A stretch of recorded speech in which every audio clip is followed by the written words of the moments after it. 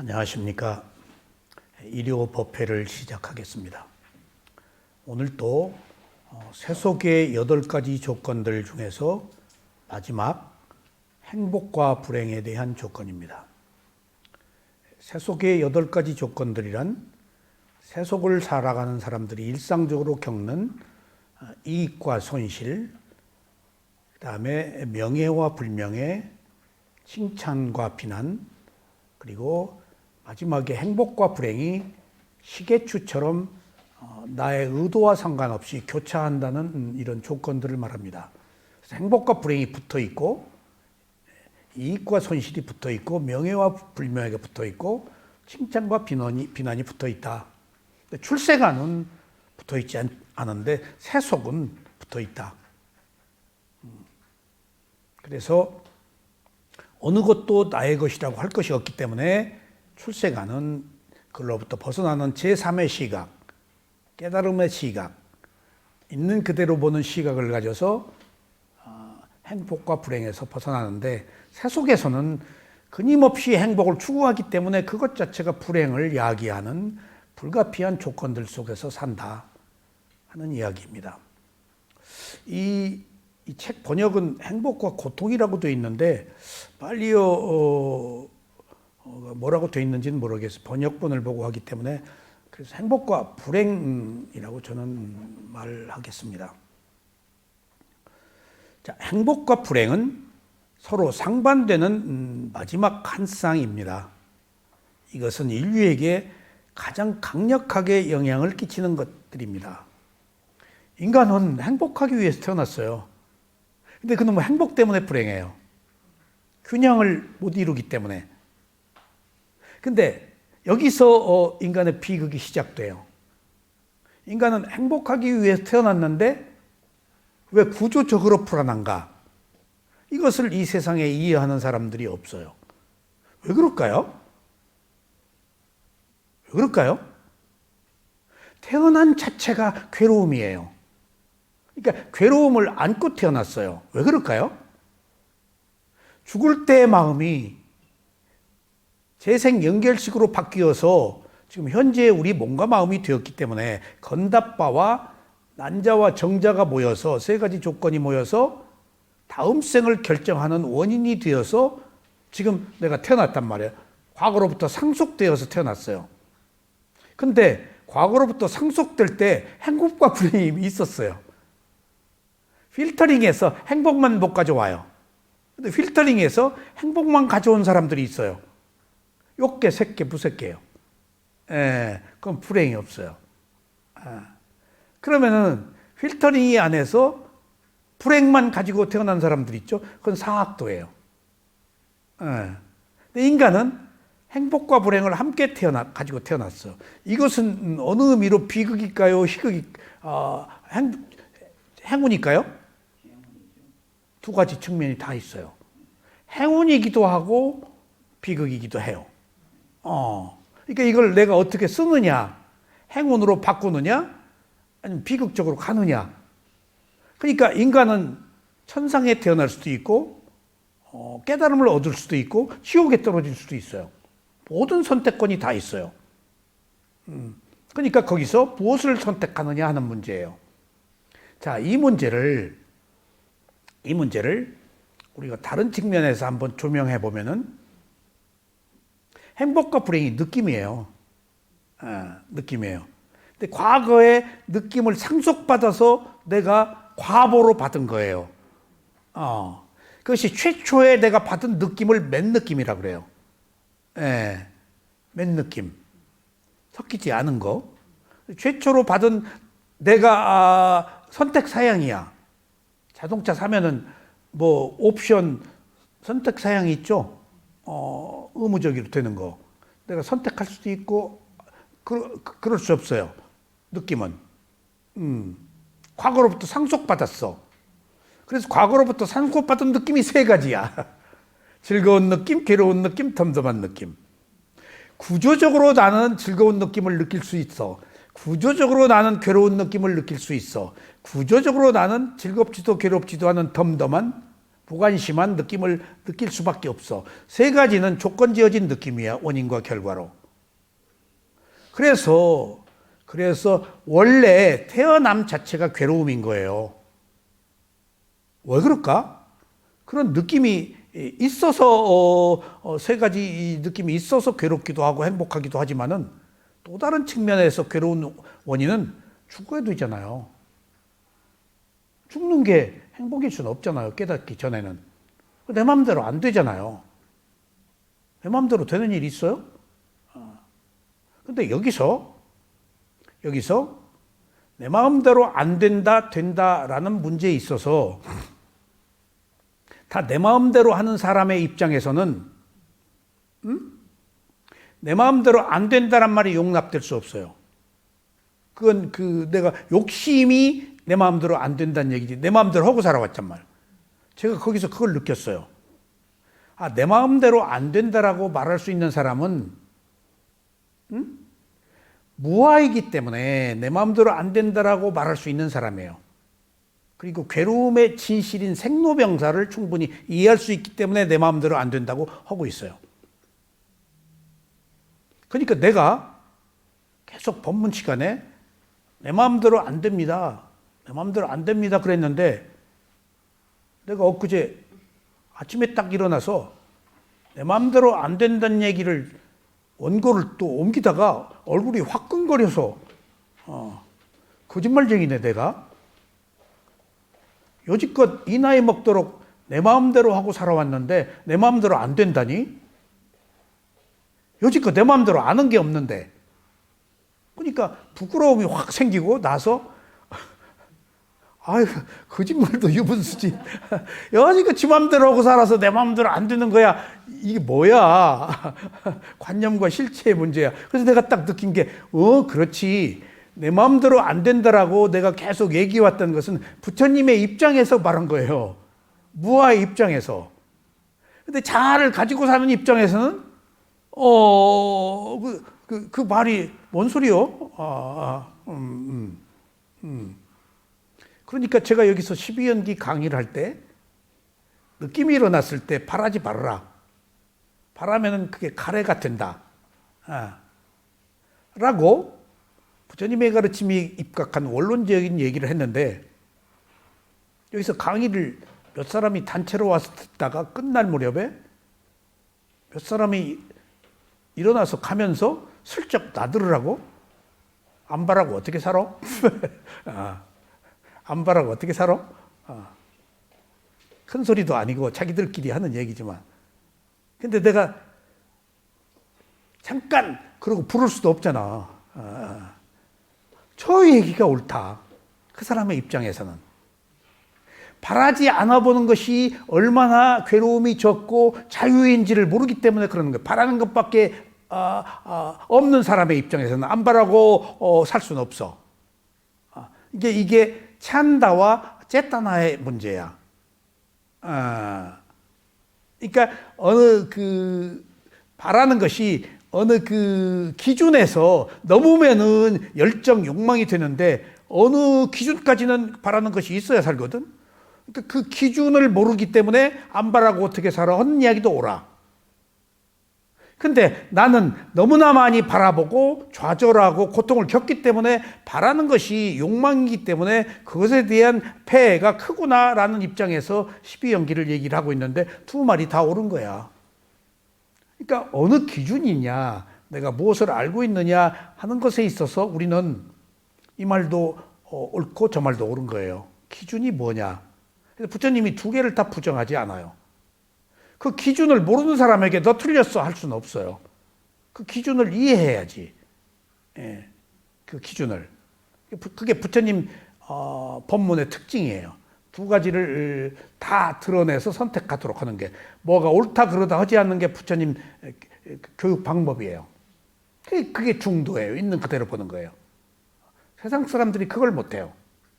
특히 자녀 교육 때문에 내 감각적 욕망으로 자기 부의신으로 자식을 교육시키잖아요. 나라에 대해서도 한 가정에 대해서도 자기 감정을 이입시켜가지고 그대로 되기를 바라잖아요. 낱낱이 나름대로의 성향과 업의 과보를 가지고 있는데 나는 내 방식으로 강요를 하잖아요. 그러니까 구조적으로 괴로울 수밖에 없다는 거예요, 부처님 얘기는. 그래서 우리가 이 본문에 들어가기에 앞서 우리는 행복할 수밖에 없고 불행할 수밖에 없는 이유는 행복과 불행이 느낌이라고 한다면 느낌인데 행복한 느낌, 즐거운 느낌, 괴로운 느낌, 불행한 느낌을 가지고 태어났다는 얘기지. 그게 맨 느낌이라는 것이지. 근데 1차적으로 즐겁다, 괴롭다, 행복과 불행을 가지고 태어난 상태에서는 크게 불행을 느끼거나 크게 그 행복을 느끼지는 못해요. 그런데 문제는 1차적으로 일어난 즐거운 느낌, 괴로운 느낌, 1차적으로 일어난 행복과 불행한 느낌에 욕망이 더 씌워서 가래가 일어날 때 이제 문제다는 거예요. 욕망이 일어날 때. 그러니까 일단 욕망이 일어난 것에서는 행복과 불행이 심화된 거예요. 어차피 화살은 한 방 맞아요. 근데 가래가 일어나면 이제 꽉 맞는다는 거예요. 화살의 기준을 이제 어디다 두느냐 문제인데 거기 집착하면 화살 한 번 더 맞지. 가래매는 화살 한 방 맞고 집착하면 한 방 더 맞지. 그러니까 심지어 부처님은 4방까지 맞는다. 육체적 느낌, 그다음에 집착은 정신적 느낌이거든. 거기 욕망의 화살, 네 번째는 어리석음의 화살을 보통 경전의 수석서에는 2방 얘기를 하는데 아비담마에서는 4방까지 얘기를 해요. 한 번 딱 맞으면 4방까지 맞는다. 그러니까 피를 흘리는 거야, 4방 맞고. 그러니까 한 방씩 화살을 맞을 때마다 상처가 깊고 업데이트 되는 거야, 괴로움이. 그러니까 무슨 일들이 처음에 슬슬하다가 분노가 원인이 되어서 나중에 그냥 막 뒤집어지는 거야. 멱살 잡고 뭐 이제 이혼 도장 찍고 밥상 뒤집고 느낌의 상승이야, 이게. 그런 것들을 화살에 비유하는 거예요. 한 방에 처음부터 팔 안 걷어붙인다. 슬슬 참다가 어느 날 참다 하니까 못 참겠네 하고 팔 걷어붙이고 멱살 잡는다 하는 거예요, 이게. 집착이 강해지는. 그게 단계적으로 일어난다가 느낌의 특징이에요. 그걸 기본적으로는 육체적 느낌에서 정신적 느낌으로 넘어가는 거예요. 그러니까 오욕락에서 육욕락으로 넘어가면은 2방 맞은 거예요. 예. 그래서 우리는 구조적으로 행복과 불행을 겪을 수밖에 없다. 그래서 인간만 행복과 불행을 2가지를 동시에 경험하기 때문에 반전시킬 수 있다. 그리고 아니면 더 나빠질 수 있다. 선택권이 있으니까. 31개의 존재의 세계 중에서 인간의 마음을 가장 강력한 마음이라고 그래요. 가장 무서운 마음이에요. 우주 안에서 31개의 생명들이 살 거 아니에요? 현상계를 파괴시킬 수 있는 힘은 인간에게 있어요. 원자폭탄 터뜨리잖아요. 그것들이요, 보이지 않지만은 북한이 백두산 부근에서 원자폭탄 터뜨리면요, 용암, 백두산 그 화산, 그런 거 영향을 미친다고 과학자들이 상당히 위험하게 보고 있어요. 뭔가 마그마를 건드린다. 그럴 거 아니에요. 그리고 우리가 공해, 배기가스, 자동차, 화학 연료 써가지고 지금 오존층에 구멍이 생겼잖아요. 그러면은 지구를 인간이 파괴시키는 거 아니에요. 끝없는 생산을 하니까. 적당한 선에서 디플레, 인플레가 다 거기서 나오는 경제적 문제들이잖아요. 끝없이 생산하라는 것은 욕망이거든. 먹을 게 남아 있어도 욕망 때문에 끝없이 생산하는 것은 환경 파괴거든. 자원 고갈이고. 그러니까 인간의 마음이 그렇게 무섭기 때문에 동물들도 무서워한다는 거예요. 그래서 도망가면은 동물한테 약점을 잡히고 딱 눈싸움으로 동물의 눈을 딱 마주치면은 못 따라던데요. 동물 두려움 때문에. 우리가 약점을 보여서 피하니까 쫓아오지. 그러니까 쫓아오는 것은 동물들이 생존, 보존, 보호 본능이에요. 살기 위해서. 공격 받을까 봐서. 그런 것처럼 행복과 불행은 두 가지를 함께 가지고 있는 것은 인간들만의 선택권인데 이건 불행일 수도 있고 행복일 수도 있다. 그래서 오늘 한번 행복과 불행에 대해서 한번 살펴보겠습니다. 일반적인 행복은 바라는 것에 대한 만족입니다. 그러니까 우리가 바라는 거 못 얻으면 불행이지. 바라는 것이 얻게 되자마자 우리는 또 다시 다른 종류의 행복을 찾습니다. 이게 행복의 문제라는 거예요. 우리의 이기적인 욕망은 여전히 만족되지 않습니다. 왜? 이기적인 욕망이니까. 욕망은 끝이 없으니까. 보통 사람에게 감각적인 즐거움을 누리는 것은 최고의 유일한 행복입니다. 기대, 만족, 그리고 감각주의자들이 높게 찬양하는 물질적 즐거움을 회상하는 것은 의심할 여지 없이 순간적인 행복입니다. 순간적이야. 그것들은 환상적이고 일시적일 뿐입니다. 물질은 제가 물질을 조금 무슨 기회에 무슨 택시 회사를 차리고 버스 회사를 차리고 어떤 지위에 올라가고 물질적인 그 기쁨을 느꼈는데 솔직히 일주일 갔어요. 일주일 동안 기분 좋더라고요. 근데 일주일 뒤부터 괴로워요. 나보다 더 많이 가진 사람들에 대한 시샘. 가졌다는 게 이런 것이구나. 그런데 또 내가 큰 사고를 당해서 죽을라다 살아났는데 차가 다 박살이 나고. 근데 그때 다시는 술 먹지 말아야 되겠다. 옛날에는 술 먹고 운전해도 누가 안 잡았어요. 근데 언제부턴가 그게 이제 음주 운전이 사회적 문제가 됐지. 젊은 시절 이야기입니다. 근데 내가 다시는 술 먹지 말아야겠다. 죽을래 살아났으니까. 근데 일주일 뒤에 먹었어요. 이게 일주일이 많이 간 거예요. 보통 3일 가요. 내가 인터뷰를 받아와서 알아요. 사야도하고 스승하고 인터뷰를 미얀마 수행할 때 받으면 3일 약발이 있어요. 근데 3일 지나면은 또 풀어져 버려요. 그런데 어느 날 중요한 얘기예요. 내가 찌따누빠사나 마음보는 수행처에 가서 수행을 하는데 다 나가래. 우리 작은 스승이. 왜 그러냐 했더니 큰 스승이 몸이 아파서 회장 그 별장에 소바지공이라는 데 가서 계시니까 내가 거기 가야 된다. 큰 사야도 때문에. 그러니까 내가 여기 없으니까 나가라. 이거 참 그렇게 냉정해요. 그리고 거기는 초기에 외국인 수행자들이 제가 처음이어가지고 그 외국인 수행자들을 위한 시스템이 초기에는 갖춰져 있지 않았어요. 어려운 걸 뚫고 들어갔어요. 숲속으로 빈민가 있는 데를. 근데 그래서 우리 한국 사람들이 몇 명 있었기 때문에 그러면은 택시 타고 소바지공으로 인터뷰 받으러 가겠다. 내가 지금 그 사실이 중요한 게 아니고 사야도가 말하는 내용이 중요하다는 사실을 말하고 있는 거예요. 뭐라고 하는가 하면은 내가 당신들을 일주일마다 한 번씩 인터뷰를 해가지고는 책임질 수 없다.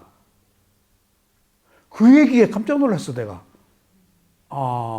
인터뷰로 사람들이 수행이 컨트롤되고 만들어지는 과정인데 그냥 뚝 띄워놓고 일주일 동안 놓아먹이다가 일주일 만에 한 번씩 이렇게 하는 게 내가 너희들 책임질 수 없다. 그러니까 이런 이야기는 우리가 모르는 얘기 아니에요. 수행의 세계에서. 맞아. 3일에 한 번씩 받아야 되는구나. 사실은 미얀마 사람들은 매일 받아요. 미얀마 비쿠들은. 아시아에서 몇백 명이 매일 받아. 그러니까 길게는 못 하겠지. 계속 점검해 주는 거야. 그러니까 우리가 벗어나려는 것과 돌아가려는 그 두 가지 원심분리 그런 게 있잖아요. 끊임없이 벗어나려고 그러고 끊임없이 돌아가려고 하잖아, 우리가. 그것을 인터뷰로 잡아주는 거예요. 그래서 내가 미얀마에서 수행을 하고 나서 위파사나 수행의 비밀이 두 가지 있다. 이건 내 나름대로의 견해예요. 첫 번째는 인터뷰다. 부처님 84,000 법문이 인터뷰예요. 계속 대화를 통해서 바로 잡아주시는 거예요. 자기에게 알맞게. 그리고 두 번째는 워킹 메디테이션, 경행이 있어요. 경행이 간과되는데 경행이 정진력, 노력을 증진시키는 매우 좋은 수행이에요. 보통 경행을 무시한다고요. 특히 이렇게 뚱뚱한 사람은 움직이지를 않아요. 양주에서 여기까지 오는 거 뚱뚱한 사람이 게으름 못 와. 움직여야 살 빠지지. 내가 본 견해야 뚱뚱한 사람은 그냥 손가락으로 다 시켜. 그러니까 부단히 움직이게 하는 것이 노력, 위리어의 기초야. 그걸 몰랐어요. 계속 노력이 부족하다, 계속 노력이 부족하다 그러는 거야, 날 보고. 그래서 여러 가지를 종합적으로 보셨겠지. 그래서 내가 노력을 하는 것 같은데, 그래서 노력이 뭐요? 그랬더니 워킹이래. 그래서 워킹을 부지런히 했더니 힘을 받더라고. 그게 워킹이 정진력이 시팅, 좌선할 때 집중력에 도움이 돼. 걸으니까 운동에 근력이 생기고 기분 전환이 되고 마음이 집중이 돼. 찰나산매가 좌선할 땐 찰나산매가 잘 안 생기는데 워킹할 때는 움직이잖아. 움직이니까 오히려 망상이 적게 돌아. 앉아서는 가만히 안 하니까 망상이 들어오는데 움직이니까 망상이 의외로 적게 돌아. 워킹의 비밀이 있네. 그래서 1시간 좌선, 1시간 경행을 원칙으로 하는 이유가 보이지 않는 엄청난 힘이야. 그래서 그 미얀마 스님들이 옛날에 그 경전에도 그런 기록들이 있는데, 그래서 탁발을 꼭 하시는 거예요. 탁발이 워킹이에요. 왼발로. 그러니까 건강에 최고로 좀 근력이 활성화되고 운동되고 그리고 집중력이 생겨. 그리고 뭐가 정리가 돼. 운동하면서 걸으면서 사고가 정리가 돼요. 그래서 위파사나 수행의 비밀이 인터뷰와 워킹, 걷는 수행에 있구나. 다 필요한 것이지만은 특징으로 그런 걸 느꼈어요. 그래서 물질적인 것, 그런 것들은 일시적이다 하는 것들이 물질이 갖는 문제예요. 일시적이다. 근데 일시적일 수밖에 없는 게, 우리가 죽을 때 가지고 가는 게 뭐지? 마음이잖아. 죽음의 마음이잖아. 거기에 모든 정보가 다 담겨 있잖아. 물질은 털끝도 못 가지고 가잖아. 그래서 보시하라는 거예요. 그래서 그 물질을 보시해야 내 마음이 정화되고 가지고 갈 수 있다는 거예요. 선행을, 공덕을, 계행을. 응? 그러니까 그 물질은 이 세상에 쌓는 재산이지만은 그것을 베풀고 보시하고 그것을 아는 마음은 하늘에 쌓는, 천상에 쌓는, 저금통에다 쌓는 거예요. 저금통에다가 언제든지 꺼내 쓸 수 있잖아. 그러면은 돈이 많은 사람들이 지금 그렇게 많음에도 불구하고 인색하고 오히려 남의 것을 더 많이 뺏고 하는 사람들은 뭘까? 돈이 많으면서도. 그 사람들은 돈이 많은 과보는 이미 있었기 때문에 그 지위, 그 상태로 올라가지만 다음 생은 보장 못해요. 지금 현재 그 사람이 저금통에 저금을 까먹고 있는 거예요. 그 저금통이 몇 생 가거든, 보통. 보통 보니까 세 생, 몇 생 가는데 500생까지 가더라고. 그 경전에 나와요. 내가 500생에 원숭이로 태어났다. 500생에 부처님 번생담에 그게 나와요. 그런 걸 보면은 인간으로 태어나서 다시 인간으로 태어날 가능성은 알 수 없지만은 단 하나라도 예외가 있을 수 있겠지만은 대체로 그런 것을 보면은 한 생에 좋은 게 태어나면은 3번 왕비로 태어나고 그런 것들이 나와요. 어떤 하나의 그 보시의 공덕의 과보로. 그러니까 크게 바뀔 가능성도 있고 없지만은 공덕이라는 것이 이렇게 순차적 영향이 지속되고 있구나 하는 것에 있어서는 경전에서 밝혀진 내용으로 우리가 미루어 짐작할 수가 있겠어요. 그래서 물질은 얼마 못 간다. 자, 물질적인 소유가 인간에게 진정한 행복을 줄 수 있을까요? 만약 그렇다면 백만장자는 자살을 생각하지 않았을 겁니다. 그러니까 그런 의미에서 재벌이 자살을 하고 대통령이 자살을 하고 그다음에 최고의 일본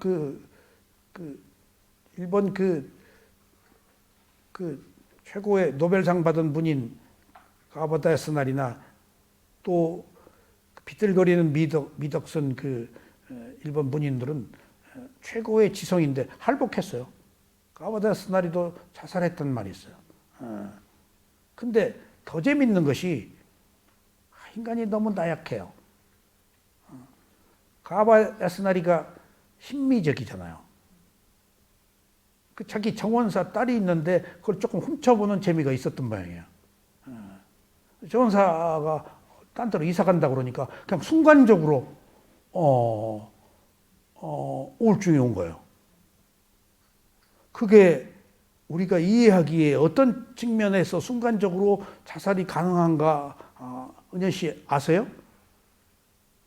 네? 감정이 고갈돼 버리면 팍 죽어버려요. 이성과 감성이 균형을 이뤄야 돼. 감정이 고갈돼 버리면 딱 희망을 잃어버려요. 감정이 그렇게 중요한 거예요. 극단적으로 어느 유명한 탤런트가 찌라시 뭐 죽으려고 그래서 업의 수명이 그렇게 됐겠지만은 들리는 바에 의하면은 직접 동기가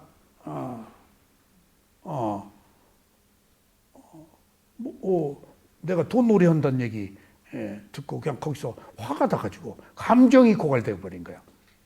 그러면 매우 위험해요. 우울증이 와요. 그럼 죽는 게 좋아요. 판단이. 그러니까 이성과 감성이 함께 있어야 돼. 부처님은 이성이라고 얘기했지만은 이성적일 때 알맞는 감성도 함께 따라와요. 근데 우리는 감성이 좀 많지, 이성보다는. 문화가 많아, 철학보다는. 감정이 많아. 그러니까 어떤 원한, 분노, 기분이 좌우되는 거예요. 근데 철학이나 이성 있는 그대로 알아차리는 것은 이성적이잖아. 부처님은 계속 감성에서 이성으로 넘어오라고 얘기하는 거예요. 이게 뭐가 있는가 하면요. 지식과 행복에서 지식은 재주고 행복은 덕이에요. 지혜는. 지식은 재주고 지혜는 덕이에요. 지식이 많으면 재능이 있어요. 재능이 많으면 덕이 없어요. 또 보세요. 지식과 지혜의 문제에 있어서 재능은 뭘까? 재능은 거긴 나가 있어요. 지혜는 나가 없어요. 지식은 뭘까? 재주는 뭘까? 재주는 시제가 과거 미래야. 지혜는 현재야.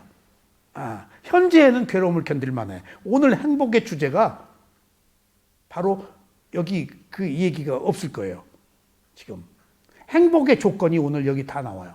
그 대신 이 행복의 조건이 충족이 안 되면 불행한 거야. 그 행복의 조건의 첫 번째는 여기 지금 뒤에 4가지가 있는데 첫 번째는 현재로 오는 거예요. 현재로. 이 무슨 말이지? 지나간 과거는 후회고 오지 않은 미래는 두려움인데 현재에는 시제가 견딜만 한 거예요. 현재에 머무는 것이 행복의 조건이에요. 그래서 있는 그대로 알아차리는 사람들은 괴롭지가 않아요.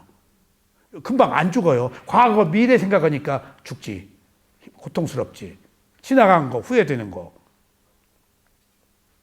그러니까 구도자들이 지나간 과거를 돌아보지 않는다는 얘기에 대해서 제가 10분 이해하는 게, 과거는 돌아가면 우리가 부족했기 때문에 온갖 좋지 않은 일들에 대해서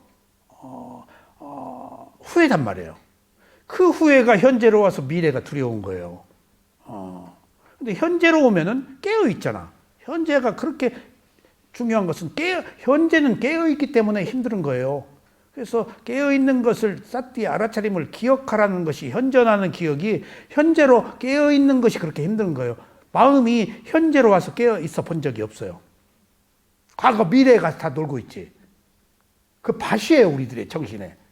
현재로 오면은 딱 커트하고 이성이 살아난단 말이에요. 감성보다도. 그러니까 그 현재로 오는 것에 가장 정확한 그 실천이 위파사나의 수행이에요. 선정은 과거 미래예요. 현재로 안 와요. 뭔가 그 니미타 표상을 붙잡고 있기 때문에 시제가 현재가 아니에요. 그러니까 현재 깨어있기 때문에 현재에서만, 위파사나에서만 깨달음을 얻을 수 있다는 거예요. 현재 깨어있을 때만 부상고부화를 알아요. 이런 것들이 다 우리가 공부하고 있는 행복과 불행과 다 직결되어 있어요. 중요한 문제예요. 그러니까 이게 그냥 행복과 불행이 아니에요. 시제상의 문제, 이런 것까지를. 그래서 물질적인 발전이 극점에 달한 어떤 나라에서는 국민의 10% 정도가 정신병으로 고생하고 있습니다.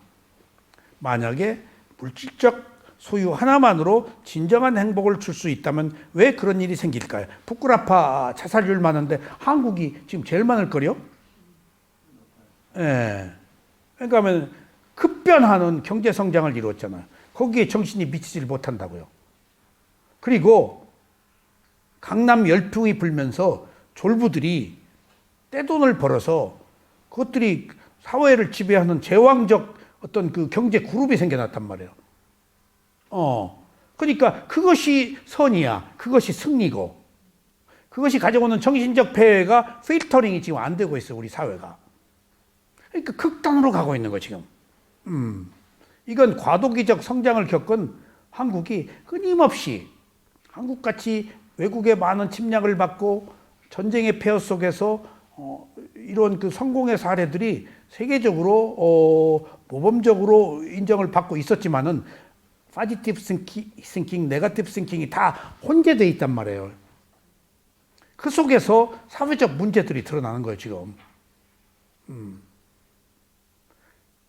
정말 정부가 허락을 하면 실패해요. 정부가 이거 나무 심어라. 그냥 나무들 때려 심어가지고 그냥 밤나무가 그냥 막 국가 정책으로 심어가지고 밤을 팔 데가 없어가지고 그래가지고 우리가 밤빵 만들어라, 식빵에도 밤을 넣어라. 내가 아는 재벌이 대학교에도 그 기금을 다 줬어요. 국가 시책 따라가면은 너무 그 집단적이고 수량의 문제가 있어서 거꾸로 가야 돼. 그러니까 하지 말라 그러면 안 해야 돼. 허라 그러면은 막 줘야. 뭐 하라고 막 하면 기금 주는데 그게 핏에 쌓이고 덫에 걸려. 그러니까 그게 조크지만은 정부 말 따라가면은 망한다는 얘기가, 한강다리 안전하다고 해놓고 이승만 대통령이 대전 가서 한강다리 끄는 거예요. 그 한강다리 많이 떨어져 죽었어요. 그 다리 하나밖에 없어요. 철교는 있었어요. 철교는. 그래서 한강다리 끊어져서 내가 배 타고 피난 내려갔다는 거 아니에요. 그 기억이 나요. 4살 때. 백사장에 길게 쪽배들이 있었던가 봐, 그때. 쭉 줄 서가지고. 독감증 끊어가지고 다. 다리를 뚝 끊어버렸어. 예고도 없이. 대전에 내려가서. 참 생각하면은 전쟁이 가져오는 여러 가지 폐해 중에 하나였지만, 이런 게 믿을 수가 없다고요. 이런 사람들의 욕망 때문에. 그래서 전 세계를 지배하는 것이 진정한 행복을 가져다 줄 수 있을까? 지금 특히 어느 나라가, 세계 경찰 국가가 물질 지금에 빠져서 오직 자국 우선주의, 그러면 힘이 쇠약해요. 때가 된 것 같아요. 힘이 쇠약해요. 자리 이타야 그 살아남아요. 그래서 재산 몇분법이 있어요. 버는 돈, 투자할 것, 베풀 것, 먹고 살 것. 그렇게 나누어야지 좋은데 너무 물질 위주면은 인성이 파괴되잖아요. 물질만 가지고 살 수가 없잖아요. 그건 동물이지. 사람이라고 할 수도 있잖아요. 없잖아요. 그러니까 미국이 때가 되었구나. 때가 되었구나. 달도 차면 기운다고 저런 것들이 무상의 하나의 연속적 현상의 과정에서 어떤 큰 흐름이구나 하는 걸 이렇게 지켜봅니다. 승승장구하면서 인도로 행군한 알렉산더는 영토를 정복하는 과정에서 더 많은 땅을 정복하지 못한 것을 한탄하였습니다. 그 정도면 됐지. 시이제요. 알렉산더. 그 인도도 유럽 사람이 지배했어요. 누군 줄 아세요? 미란다 왕이 유럽 사람이에요. 미란다 왕 문경. 그리스. 머리도 왔어.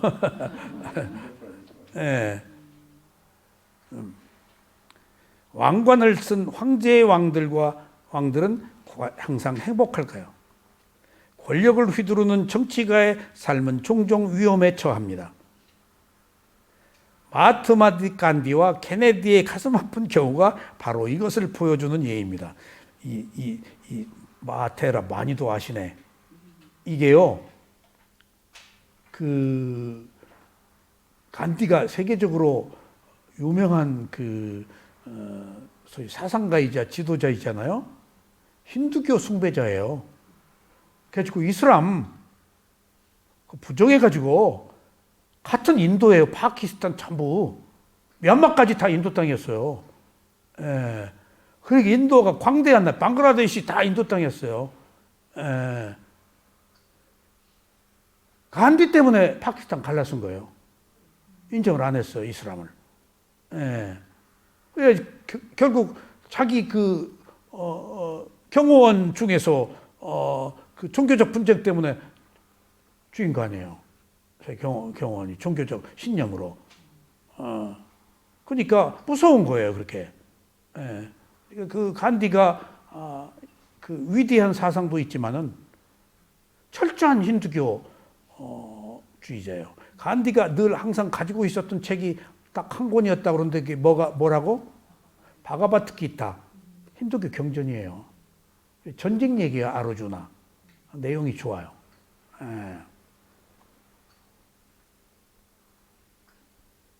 그러니까 그런 최고의 정신적 주의를 얻었다 하더라도 그게 과연 행복일까? 비파사나 수행이니까 이런 얘기 하는 거예요. 지금 부처님이니까 그건 누구나 바라는 행복이지. 왜 행복이지? 정치 권력은 이권이 있잖아요. 그리고 돈이 있잖아요. 자기 명예를 충족시키잖아요. 오만의 만용을 충족시키잖아요. 감각적 욕망 하이라이트에 있잖아요. 자기 마음대로 할 수 있잖아요. 그러다가 페널티 받고 벌 받고 좌절하고. 그래서 가장 비극적인 문제는 재벌이었다가 몰락한 사람들, 또 부자였다가 몰락한 사람들 처참하더라고요. 내가 보니까 맨 날리기만 해.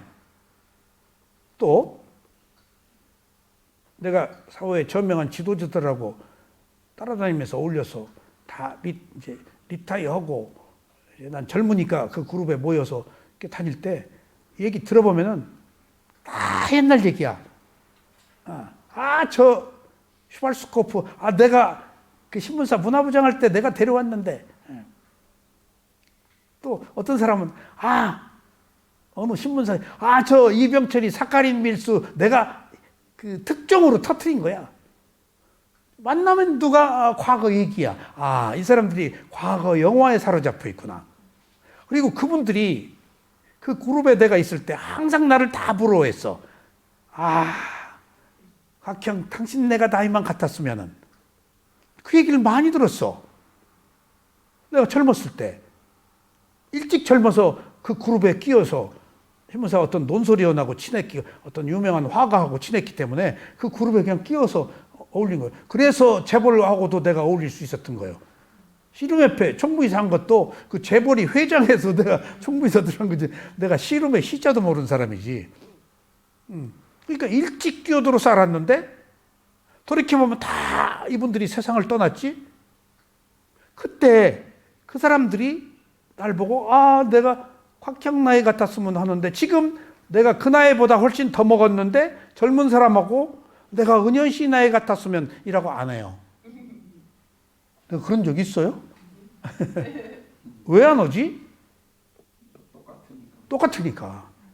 또 같은, 거기 가서 또 똑같은 짓에 내가 바뀔 가능성 나 확신 못해. 지금 나를 보면 알잖아. 안 해야 되겠다 그러면서 또 하잖아. 축적된 성향 때문에 안 바뀌는 거예요. 싫어, 그냥. 새롭게 만들어서 어떻게 한번 보름적 복이나 할까, 다음에. 내가 안 바뀐다는 것을 여러 측면을 통해서 알았다고. 그러니까 그냥 포기해서 바꾸려고 하지 않아. 그냥 현재를 알아차려서 바뀔 개연성, 가능성을 만들 뿐이지 내가 바꾸려고 하질 않아요. 이게 새로운 조건을 만드는 있는 그대로 알아차리는 위파사나 수행자의 자세예요. 바꾸려고 하지 말고 있는 그대로 알아차리는 바뀔 개연성, 가능성을 만들자.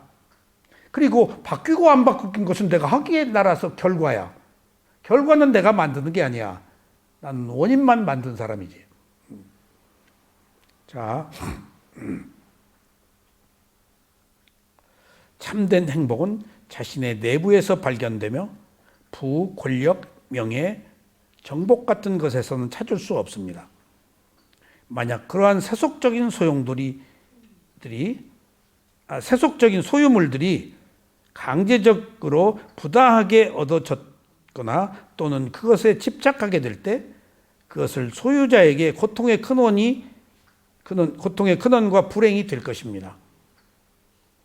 어떤 사람에게 행복한 것이 반드시 다른 사람에게는 행복이 되는 것은 아닙니다. 어떤 사람에게는 악이 되는 것이 다른 사람에게는 독이 될 수 있습니다. 그러니까 나의 행복은 상대편의 불행이라고 생각해야 돼요.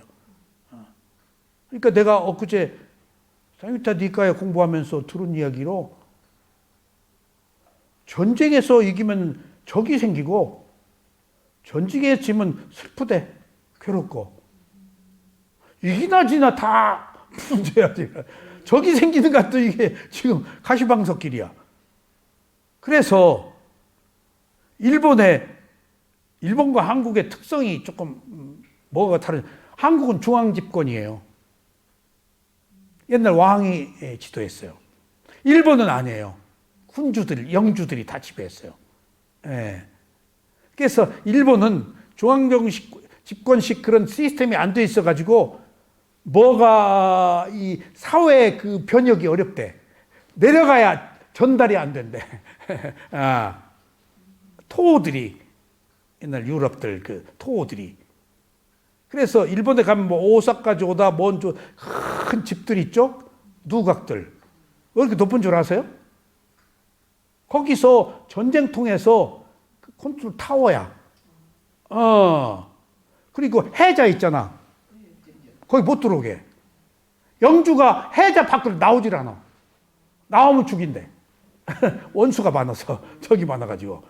안 나와, 잘 때. 그러니까 그 전쟁 때문에 높은 데 가가지고 그 안에서 산대. 예. 반드시 해자가 있고, 그리고 높은 지에 있고, 이게 다 이렇게 뭐, 도요토미 히데요시 오사카 그 유명하잖아. 어디 가나 똑같아. 그런 게. 예. 일본 특성이야. 그런 것처럼 나의 행복이 불행이 될 때 전쟁에서 승리했다고 해도 적이 생긴다는 것은 가시방석이지. 또 지면은 슬프고 괴롭고 노예로 끌려가고 박탈당하고. 행복과 불행이 같이 있다는 거예요. 전쟁 하나에.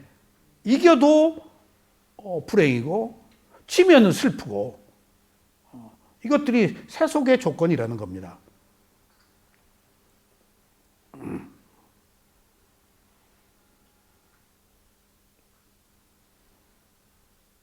어떤 사람에게 행복한 것이 반드시 다른 사람에게는 행복이 되는 것은 아닙니다. 어떤 사람에게는 악이 되는 것이 다른 사람에게는 독이 될 수 있습니다.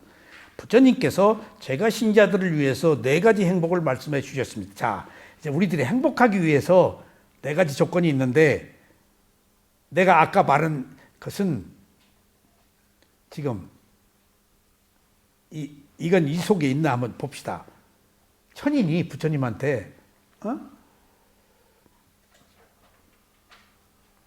왜 이렇게 부처님 제자들은 하루에 한 끼만 먹는데 피부색이 좋고 저렇게 얼굴이 평온하고 저렇게 행복해 보입니까? 그러니까 행복의 조건이에요. 부처님이 그들은 지나간 과거를 후회하지 않고 오지 않은 미래를 두려워하지 않고 지금 현재에 머물고 있다. 그래서 그들은 행복하다. 그들은 후회와 두려움이 없다. 그래서 행복의 조건에 현재, 시제가 현재로 오는 거예요. 과거는 지나간 건 우리가 어리석었을 때 돌이킬 수 없잖아요. 그래서 과거로 돌아가고 싶지 않은 거예요. 제가. 그래서 과거를 생각하기 싫어요. 근데 참 재밌는 일들이 있어요. 제가 지리산 노고단회를 주기적으로 가고, 노고단 그 산장에 함태익 선생님이라고 저희 산악회 선배자, 거기서 제가 1월 3일 와이프 벌스데이에 산꼭대기에서 약혼식하고, 그 장소에서 철쭉꽃 필 때 결혼식하고, 신혼여행은 종주했거든요. 제가 좀 별난 인간이었죠. 그래서 옛날 어디서 이상한 데서 결혼한 사람 하면 꼭 제가 한국 산악회 산에서 한 놈 하면 내가 꼭 대표로 나갔어요. 근데 거기에 토굴에 사는 젊은 빅구 하나가 키는 작은데 눈이 형형이 불이 나고 뛰어나요. 근데 큰절에서 화엄사에서 따돌림을 받았고 빙빙 돌아요. 그러니까 이제 조금 큰절에서 노고단에서 밥을 먹는 거예요. 이제 그 토굴, 노고단에서 얼마 토굴이 있어요. 내가 그 토굴은 기가 막혀요. 누구도 몰라요. 그 토굴. 안반수가 있고 딱 한두 명이 자도록 돼 있어. 토굴이 바위 밑에. 근데 길가에서 조금 벗어나서 들어가는 곳이라서 몰라요. 거기를. 그 피아골 쪽에 있어요. 피아골 쪽에. 노고단에서 피아골 내려올 때 제가 거기 가서 며칠씩 있고 그랬었는데, 그 열쇠가 함선생이 관리하고 있어요. 거기에 있는 젊은 빅구가, 그러니까 큰절에서 그 스님 밥 주지 말아라. 눈 벗어났던가 봐. 그런데 우리 그 노고단에서 밥 주시더라고. 나하고 사귀었어요. 근데 서울대학교 학생들 불교 강의를 했을 정도로 조그마한데 뛰어나요. 어려서 승가로 이렇게 보냈는데 뭐가 좀 특출해요. 아는 게 많고. 근데 그 반야봉에 신선이 살고 있다는 거예요. 근데 뭘 먹고 사냐? 이슬만 먹고 산다는 거예요. 근데 그거 모른다는 거예요. 가지고 그 얘기에 그 반야봉에 가서 찾자. 신선. 반야봉에 그 토굴이 하나 있거든요. 그래가지고 으시딱딱하게 그 얘기를 듣고 어디서 알았냐 그랬더니 화엄 사지에 그런 기록이 있대. 근데 자기는 못 봤는데 그 기록이 있기 때문에 찾재. 그거 찾읍시다. 지금이야 참 숲이 우거져가지고 천왕봉으로 가는 길목에서 반야봉이라고 지혜의 봉우리인데 좀 벗어나 있어요. 거기는 등산로가 아니에요. 근데 그런저런 비하인드 스토리를 가지고 있어. 그래서 그분이 환속하고도 서울에서 좀 가까이 지냈어. 근데 그 반야봉 그것이 뇌리 속에 너무 생생해. 근데 내가 묻지를 못했어. 그게 지금 생각하니까 거짓말이야. 근데 내가 거기에 너무 환상적인 얘기에 다 정리하고 들어가려고 그랬어. 농담 아니라. 세상에 몇백 년 된 신선이 거기 이슬 먹고 산다는 거예요. 글로 안 가고 어디로 가? 그래가지고 그냥 뭐 계획을 세우고 하다가 어떻게 흐지부지 됐는지도 하여튼 모르겠는데, 그리고 사회에 나와서, 이게 중요한 얘기예요.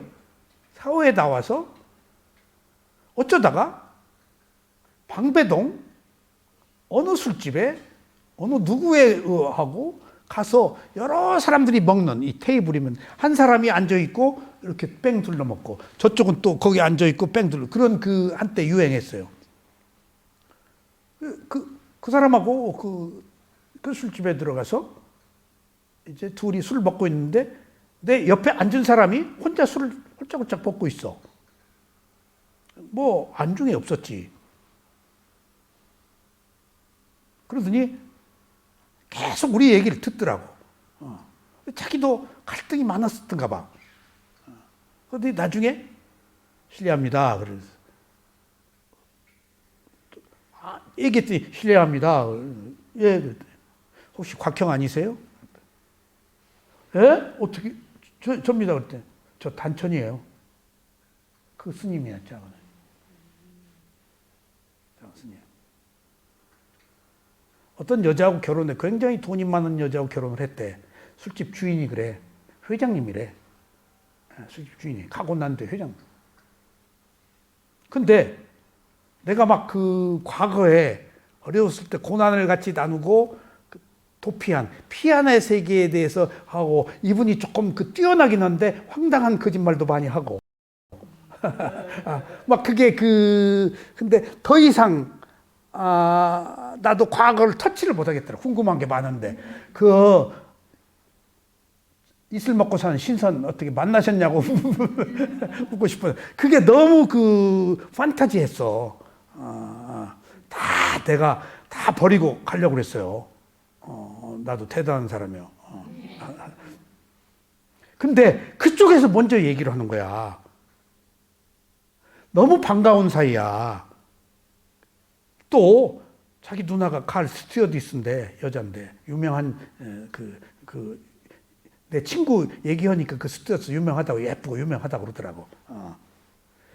그 스님이 우리 누님하고 내가 결혼했는데 결혼 안 했으면 그냥 우리 누님 해줬을 텐데, 그러니까 더 인상이 깊지. 내가 그 집에도 가보고 딱 뭐라 그러는가 하면은,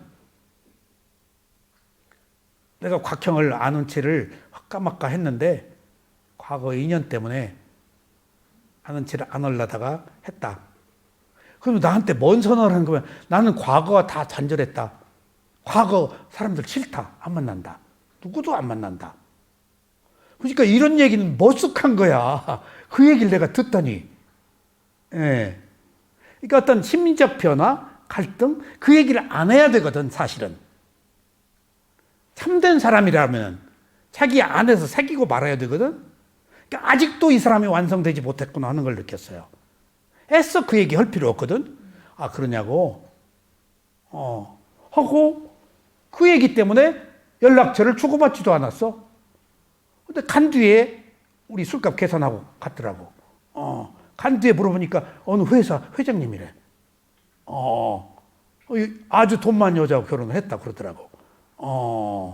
그리고 똑똑해서 사주 관상까지 다 봤거든. 기가 막히게 봐요. 거기서 관상도 좀 배웠지 내가. 근데 아주 안 좋아요, 그게. 결정적인 나쁜 얘기를 해요. 아주 그 사람을 이렇게 잡아요.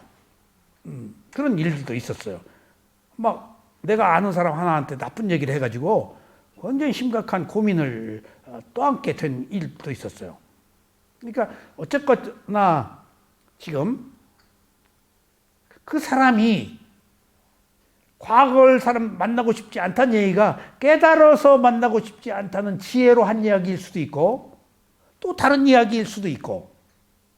근데 내가 지금 지나간 과거를 후회하지 않고 오지 않은 미래를 두려워하지 않는다는 입장에서 보면은 애써 과거를 돌이킬 필요는 없어요. 의미가 없어요, 시제가. 그런 의미에서라면은 과거를 돌이킬 필요는 없어. 과거를 돌이킬 필요가 없다는 의미는 동창회 나갈 필요는 없어. 그런데 친구가 만나면 할 얘기가 없어요. 지금 현재가 중요해요. 다 자기 자랑이지 그러니까. 현재 얘기를 해야 되는데 예. 아는 게 있어야지. 예. 과거에 예. 얘기를 그러니까 욕이야 전부 이놈 약점 저놈 약점. 그냥 친구들 좋은 얘기는 안 나와.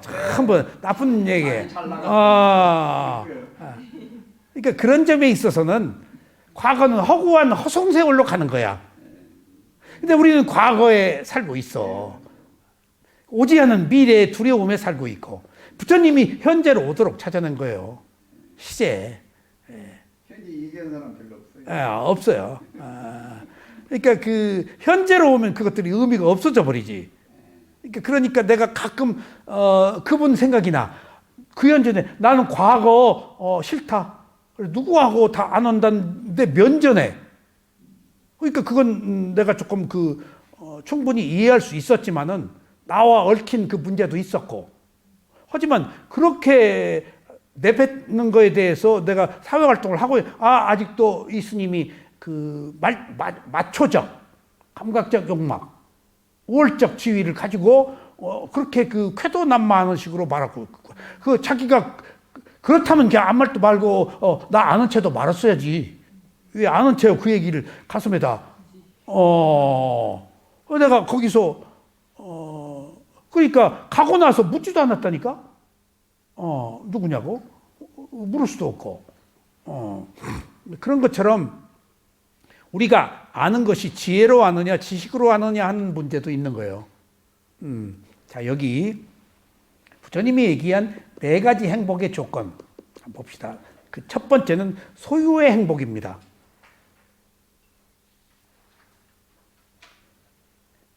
소유의 행복인데 즉 건강, 부, 장수, 아름다움, 기쁨, 재산, 정력, 자식 등등. 이게 4가지 행복이 출세간의 행복이야? 세속의 행복이야? 세속의 행복이야. 돈도 자식도 기쁨도 건강도 부도 세간의 행복이야. 에? 아까 내가 얘기한 것은 출세간의 행복이고 이 4가지 행복을 뛰어넘는 두 번째 행복의 원인은 이러한 즐거움을 누리는 것입니다. 아이고 즐거움을 누려. 은현 씨 지금 큰 회사의 팀장 됐는데 지금 팀장의 즐거움을 누리고 있는 게 그러면 누리면 곤란해. 우월적 주의를 남용하고 있는 거야. 그냥 봉사할 역할일 뿐이야. 구성원으로서 뭘 도와줄까? 어느 역할, 한 부속으로서 어느 부분을 담당해서 기여할까?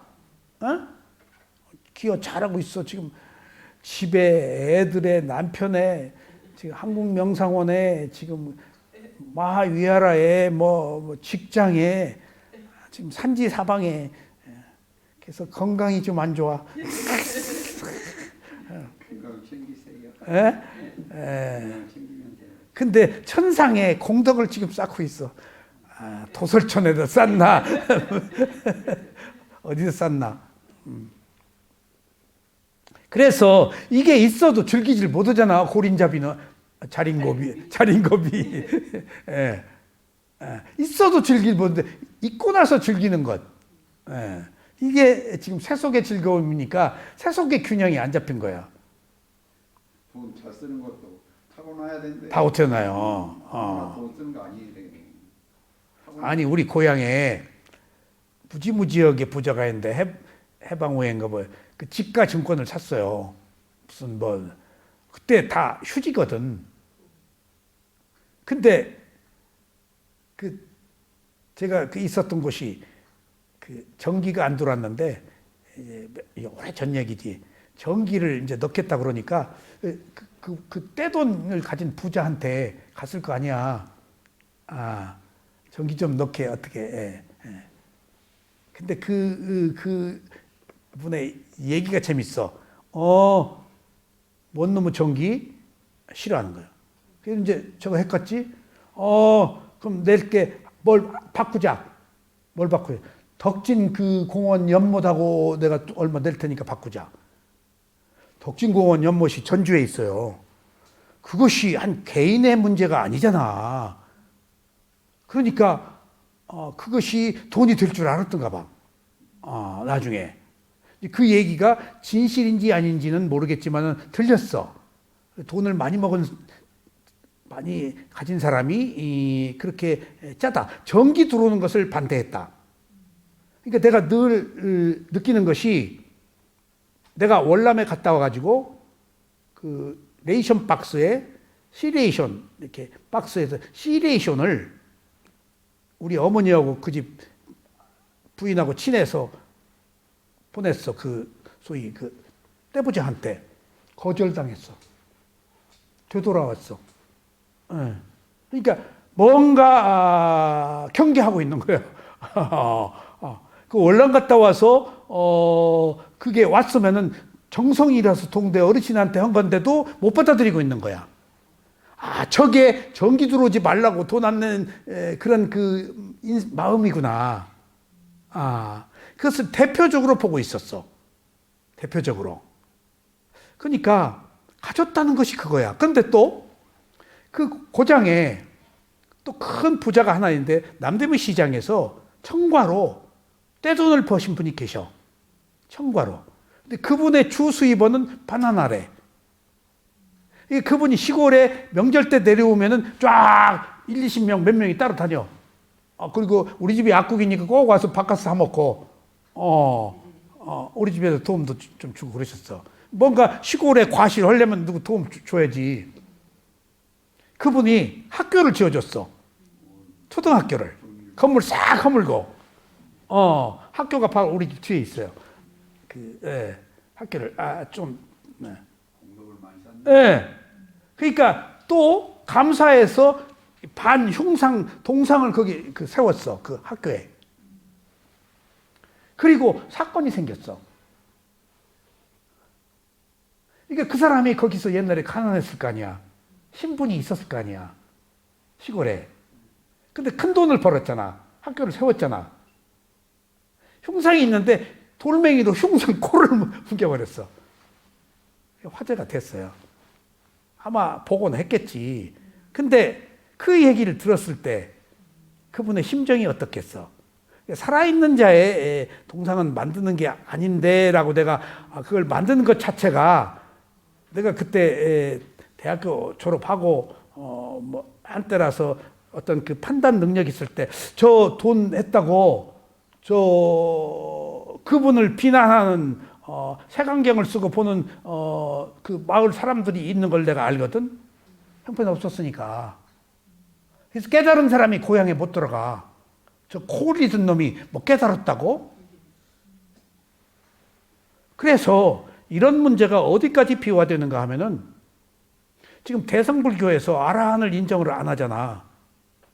아라한은 뭐가 해결된 사람이야? 탐욕성 내 머리섞음에 해결됐지, 한 인간의 어떤 다른 측면은 예외야. 탐진치가 해결돼서 어린애 같은데, 그 사람 지식 그런 거 아무것도 몰라. 탐진치 해결되면 7살짜리도 아라한 되거든. 그 사람이 어떤 재능, 사회 역할, 뛰어난 능력 이런 것하고 상관없어. 오직 탐진치의 기준으로, 뿌리 깊은 마음 중에서 탐진치가 해결됐으면 윤회가 끝나잖아. 그 기준으로 아라한이냐 아니냐인데, 문화적인 측면에 있어서 대승은 탐진치로 보지 않고 빤야띠 관념으로 그 사람이 어떻다, 뭘 많이 알다, 어쩌다라는 그 표피적인 것으로 판단하잖아. 그러니까 아라한의 진정한 기준을 탐진치로 보느냐 보지 않느냐의 문제가 대승불교와 상저불교의 차이야. 이 경전에서 나오는 기준이 탐진치야. 근데 탐진치가 없어진 사람이라고 그래서 그 사람이 어떤 능력을 가졌다는 것은 아니거든. 그러니까 아라한을 인정하지 못하는 거야, 여기서. 뛰어나야 되고, 능력도 있어야 되고 하는 기준으로 본다면은. 그러니까 부처님의 가르침이 어느 정수, 진리로 보지 않으면은, 철학적 사유로 보지 않으면, 문화적 측면으로 보면 문제가 있는 거예요. 문화적 측면은 인습적인 거잖아. 이성적이고 진리, 지혜로 보면은 그런 것, 그 표피적인 것, 외형적인 것은 아무 의미가 없거든. 우리가 태어났느냐, 태어나지 않느냐 하는 문제, 깨닫느냐, 깨닫지 않느냐 하는 문제, 괴로움이 있느냐, 괴로움이 없느냐 하는 문제는 탐진치에 기준한 거 아니야. 그것이 부처님의 가르침의 핵심이라고. 근데 이걸 불교를 믿는 종교인들조차도 부처님의 가르침의 핵심의 기준이 탐진치에 탐욕성 내 머리석음에 있다. 그것이 없다라는 문제로 구별된다는 것을 모르고 있다고. 감추어져 있어. 그러니까 겉으로 드러나 있는 외형적인 것하고는 다른 거야, 이게. 그래서 이런 문제가요. 제가 천주교 신자인 제 친구 신부 보고 누구 있을 땐 신부님이면 둘이 있을 땐 친구였으니까 야, 자 하는데 야, 나 궁금한 거 있는데 신부 보고 야, 천주교는 왜 이렇게 구태의연하냐? 왜? 천주교를 믿는 남미 무슨 스페인, 포르투갈 이런데 개신교를 믿는 그 국가 그것들은 그 인류 역사의 찬인한 문화인데 왜 이렇게 천주교는 근데 그 친구가 뭐라고 했는지는 모르겠는데 내가 그게 걸렸어. 내가 빤야띠 관념으로 본 거야. 어떤 평가를. 그러니까 부처님하고 예수님하고 세력으로 놓고 보면 예수님이 훨씬 뛰어나니까 예수님이 성자네. 인구도 많고 세계를 기독교가 지배하고 있으니까 부처님의 가르침은 찌그러져 가지고 저기 미얀마나 후진국 스리랑카 IMF 태국은 저것들 이상하게 흘러가고 중국 통해서 들어온 중국은 또 그건 불교도 없어져 버리고 여기 또 대성이라고 간판 걸고 있는데 이것은 또 기복에 빠져 있고 이거 부처님 가르치면 어디로 갔어 이거 왜 이렇게 허접쓰레기 같이 색깔이 변질됐어 라고 놓고 보면은 그 말이 옳지만은 진리는 그런 게 아니란 어떤 기준. 그러니까 이게 빤야띠와 빠라마타 관념적인 거가 실제의 문제예요. 이게 이 세상은 관념으로 평가하잖아요. 근데 우리는 실제로 평가하자고요. 은현 씨와 나와는 관념으로 보지 말고 우리가 돈으로 따지지 말고 이심전심 마음으로 따지자고 리얼리티 실제 하는 걸로 그게 진실이니까. 예. 그러니까 이건 아는 사람에게 아는 허용된 세간이라서 출세간이에요. 모두에게 열려져 있지는 않아요.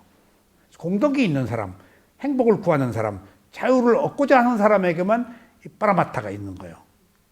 자, 두 번째, 행복의 원인은 이러한 즐거움을 누리는 것입니다. 평범한 사람들은 즐기기를 바랍니다. 부처님께서 모두가 세속적인 즐거움을 포기하고 한적한 곳에서 운둔하며 지내라고 가르치지는 않았습니다. 이게 중요해요. 아니다. 다 알맞게 가라. 조건이 성숙되어서 숲속에 가서 할 사람하고 쇠자식 때문에 고생할 사람하고 아직 때가 안 되어서 저 양주에 사는 사람은 양주에 살더라도 법이 있는 곳에 그냥 친정에다가 애 맡기고 그냥 늦게라도 오고 다 자기에 알맞게. 그러니까 누구나 똑같이 다 수행하라고 하지 않았다. 그러니까 역할. 제가 이런 걸 느꼈어요. 제가 팔순이잖아요. 근데 희재와 나 어떤 그 상관관계에 있어서 희재와 나 내가 팔순이라고 그래서 팔순을 의식하고 살지는 않아요. 근데 시예잖아요. 세월, 시간은 내가 인식할 때만 시간이지 인식하지 않으면 시간 아니에요. 그러니까 팔순이기 때문에 거기에 맞춰서 살아라. 누가 그런 얘기를 하는데 내가 그 얘기를 딱 들을 때 이질감을 느꼈어요. 팔순이라고 어떻게 항상 팔순 그러고 살아. 팔순? 한순간에 한 생각으로 잊어버리고 나는 나로 돌아오지 팔순이라는 것은 관념이야. 숫자는 노름이라고 관념이라고 하듯이 희재는 희재라고 할 때 시간이 있지 없을 때는 없는 거예요. 내가 팔순. 그러면 못 살아 나는 하루도. 억울해. 죽을 날이 얼마 안 됐는데 잊어버려야 살지. 살아있는 동안까지. 왜 죽을 날 얼마 남지 않은 팔순에 알맞게 살아? 그 얘기가 관념적으로 적응하면 살아라라는 얘기이겠지만 실제로 그렇게 적응하고 살 수가 없는 거 시간의 문제, 리얼리티의 측면에 있어서는 나로 살면 되는 거예요. 왜? 10살 때는 10살의 나로 살았잖아요. 청년 때는 청년의 나로 살았잖아요. 지금은 지금의 나로 살면 되는 거예요. 내가 오다가 황 선생님한테 지금 그랬어요. 황 선생님 팔순 생각하세요? 네. 아이고 뭐 팔순 그건 관념이에요. 그냥 지금의 황 선생님으로 사세요. 뭐로 시제를 불러가지고 아이고 내가 몇 살 해가지고 어떤 거대한 흐름 속에서 한 위치를 찾아. 그냥 현재의 나로 살면 되는 거야. 과거나 현재나 미래나. 그러면 됐지. 그 속에 시간이 따라가는 거야. 그런 의미에서는 시간이 없는 거야. 깨달으면 시공을 초월해버리는 거야. 시간이 들어오면 이게 간단치가 않아요. 초월해버려야지. 예? 예. 그 조금 있다 죽는데 그 미치고 펄딱 뛰다 죽을 노릇이지. 누구 깨달음을 어찌 보던데 죽을 옷이여 기다리고 있었다. 아라한 아니잖아. 뭐더러 미래에 오지 않은 미래의 두려움을 끌어당겨서 내가 끌고 안고 살아. 과거의 후회나. 이런 그 현실적인 시제, 행복을 찾는 시제를 부처님이 제시한 거예요, 지금. 제시. 그러니까 우리가 어느 때나 시제에 상관없이 나로 사는 게 중요하지, 시간을 끌어오면 시간과 공간이 들어와 버리면 나는 딱 덫에 걸리는 거예요. 그 흐름이 있잖아. 노쇠가 있잖아. 그 다음에 죽음이 있잖아. 죽을 때 죽더라도 뭐로 죽음을 미리 예상해. 그러니까 이런 것들이 관념과 실제에서 필요할 때 필요하더라도 우리는 그것을 뛰어넘는 사상, 뛰어넘는 가르침을 가지고 사는 것이 행복을 찾는 조건이다. 그런 거예요, 지금. 오늘 시제가 나와서 말씀을 드렸어요.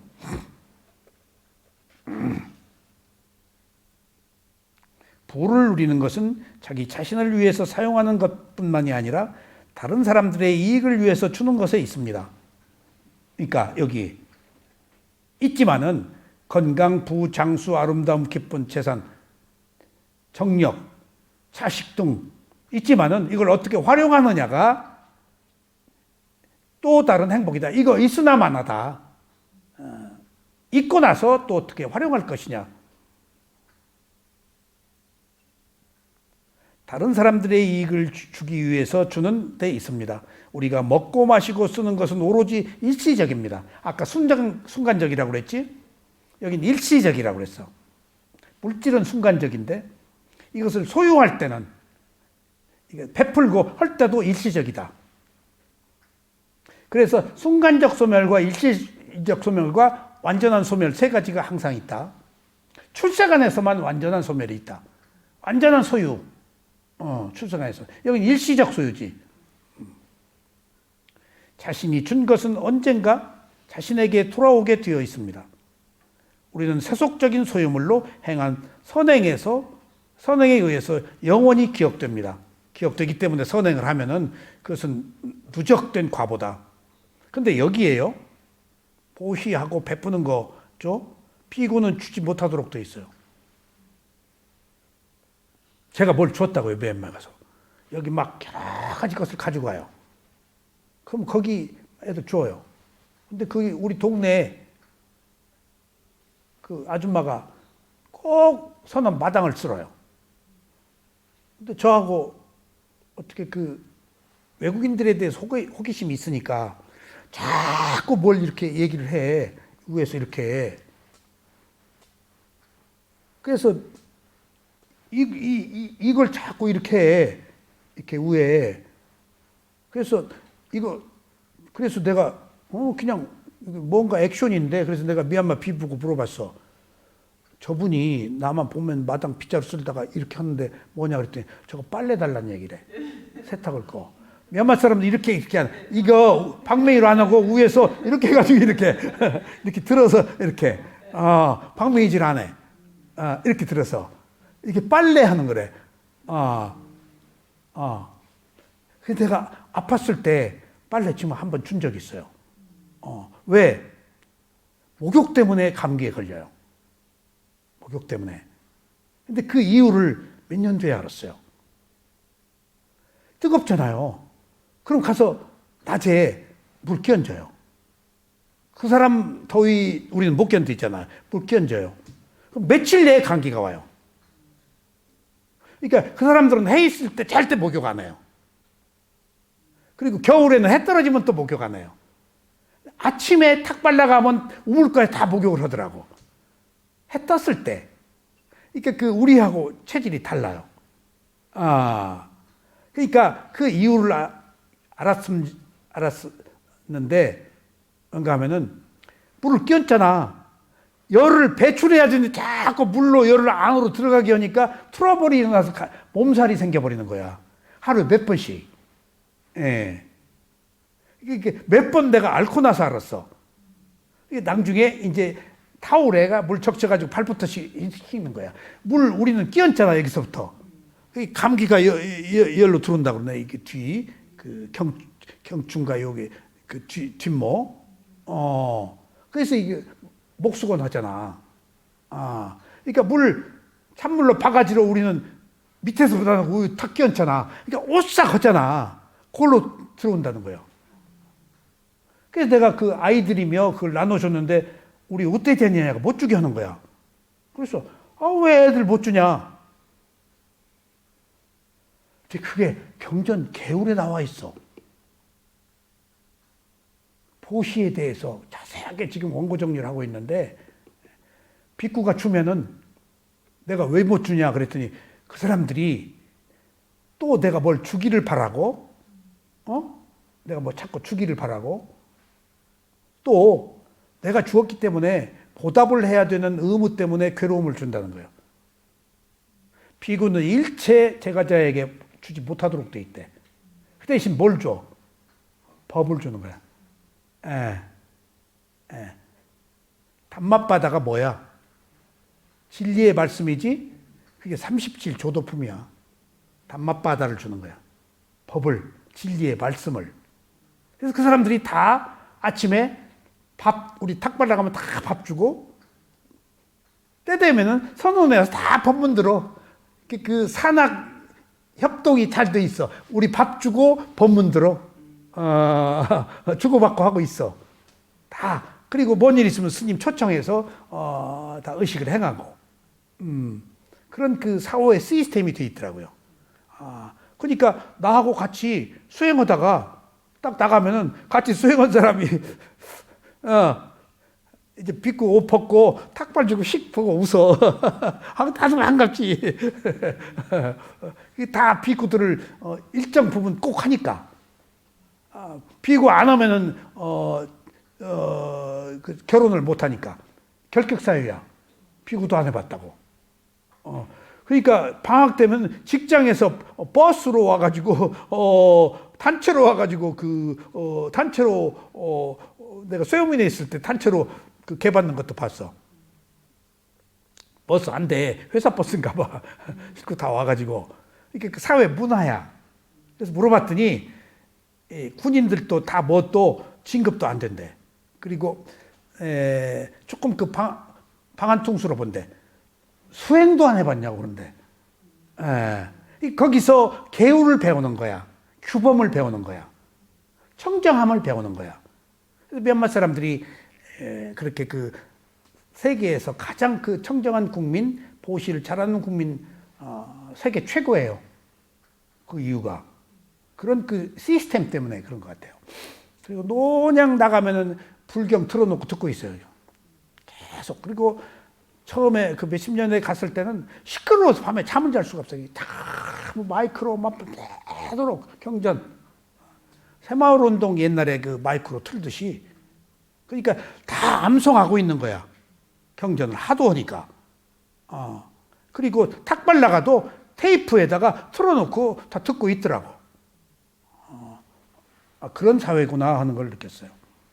자, 그리고 세 번째, 네 번째는 아직 제가 끝내기 싫어서 행복과 불행 다음 시간에 하겠습니다. 자, 오늘 여기까지 말씀드리겠습니다.